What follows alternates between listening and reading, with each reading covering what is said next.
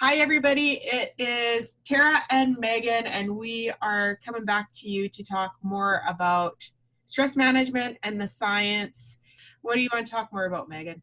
Yeah, so in the previous video, which go back and watch because it's really good, but we talked about starting the day off with a positive thought and with relaxation strategies like deep breathing and guided imagery to promote optimal brain functioning and cellular functioning as soon as you get up in the morning. Another really simple tip that I think we downplay, the importance of something as simple as a hug is that it has huge physiological effects. So it releases endorphins. So that hug fills us with feel-good emotions, and those endorphins have other effects, like they can block pain signals, and so that chronic pain from the chronic stress that we're all experiencing can actually be lessened. And that hug also releases oxytocin, and our oxytocin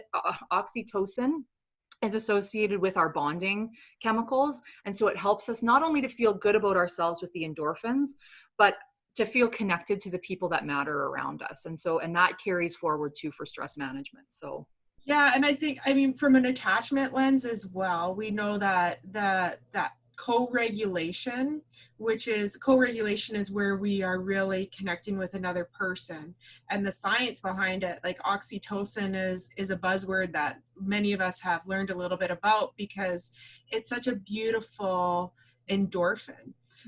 But in co-regulation, from an attachment perspective, we feel really alone when we get stuck in our hard emotions. It's loneliness, abandonment, that experience. So the soothing of having someone touch us, it's a signal to us on a cellular and brain level that we're not alone. And it's so beautiful to just notice that. And back at the very beginning when we started this vlog, we had a registered massage therapist, and she talked about even like if you can do some like self-soothing, that this is a way to start like bringing in some oxytocin as well, which is also interesting. But the co-regulation is quicker and more powerful. Yeah, so that's a beautiful, lovely reminder, Megan.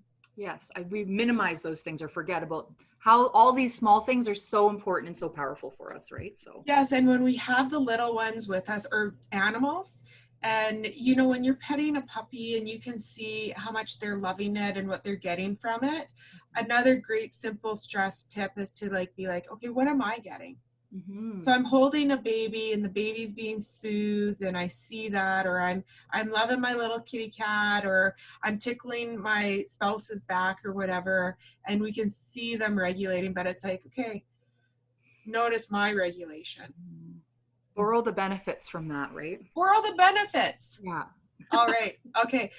Yeah, keep going here, Megan. The last big piece that I would say for just managing this chronic stress that we're all going through, and it's just nice to feel good physically and emotionally, whether there's COVID around or stresses or not.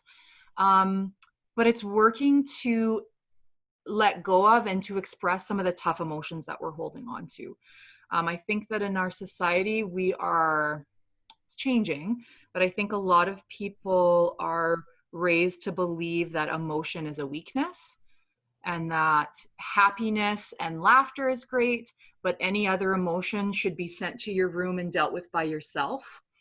Now, the challenge with that is that actually emotions lead to the release of specific neurochemicals, which travel from our brain into our body, which have impacts on our heart functioning, on our tummy, GI functioning, on pain.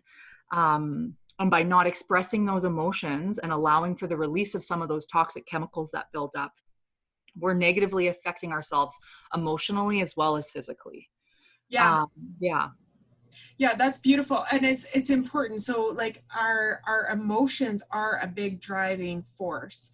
And it's one of the very first spots in our brain that we register the information that is going on around us. So it is actually super important, and letting these feelings out or noticing them. So again, from an attachment lens, some of the block is developmentally when we're little and we're starting to evolve some of our emotion in our world. And if we're blocked, then we're going to struggle with those things.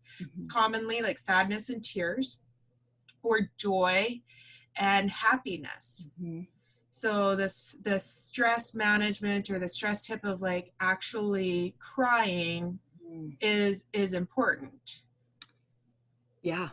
Yeah. And they've actually done research that has taken tears and assessed for what neurochemicals are in them.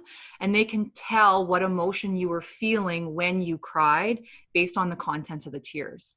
Isn't that amazing? Really amazing, really crazy stuff. So. And we all have thwarted emotion. Like that's part of being human, is we stuck things inside of ourselves and we keep them in there. So if there's moments where we actually can cry, it's like if you're driving down the highway and you feel like you could cry, pull over if it's going to be unmanageable, or put on some shades and let it come.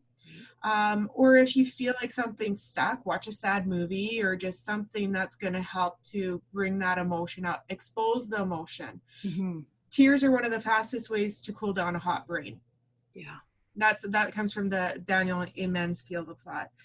And then with joy, it is interesting. So we talk about like, yeah, happiness can be an easier emotion, but Loretta LaRoche is a humor psychologist, and she will get people to do this activity where she's like, okay, we're all going to laugh for 30 minutes. So right now, if I say to you, Megan, let's laugh for 30 minutes, 30 seconds. I was like, that's long. 30 minutes is like ridiculous, Tara. You're ridiculous, Tara. That's mania, yeah. But 30 seconds. Like if I say to you, hey, Megan, let's laugh together for 30 seconds. What's your initial reaction? Oh, well, honestly, right now I'm like, let's do it. I love laughing. Right now you say yes. Oh. Yeah, well, we can. I mean, I think we should. But when I think of it and when I think of asking people, I'm like, oh, that's weird. Yeah. But that's some thwarted joy that I have inside of me. Yeah, but let's do it. Let's laugh for 30 seconds. And if you're watching this and you're willing to look like a lunatic with us, please laugh along. Why not, right? Yeah. Okay, so let's start laughing. Are you going to time it? Yeah, I'll time it. I've got a little watch here, so let's do this, Megan. Okay.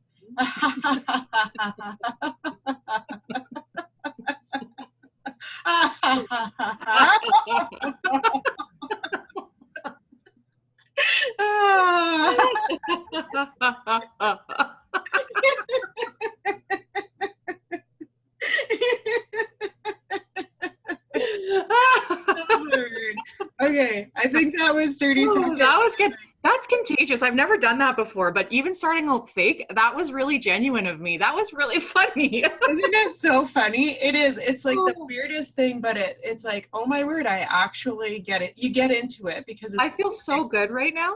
Truly.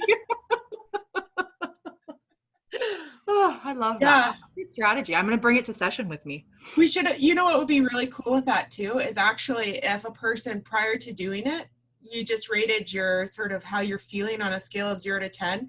And then afterwards, because I do feel such a shift right now. I do too. I feel like today is the best day ever. Truly.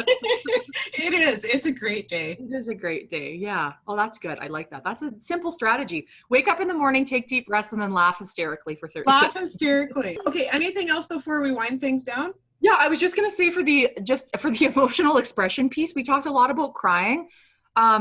So those verbal pieces are, another piece is talking, just it's getting it out.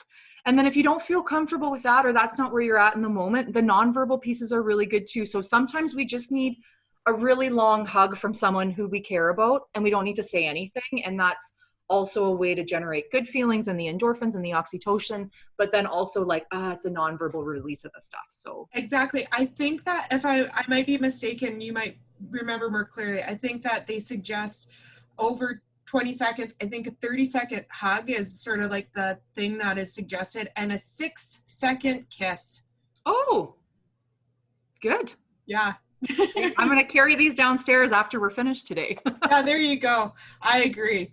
Okay, so hopefully everybody, you're having some fun enjoying this one with us. This is important. I know we're laughing and joking around, but that's part of understanding the science of what Megan is explaining to us. So thank you so much, Megan.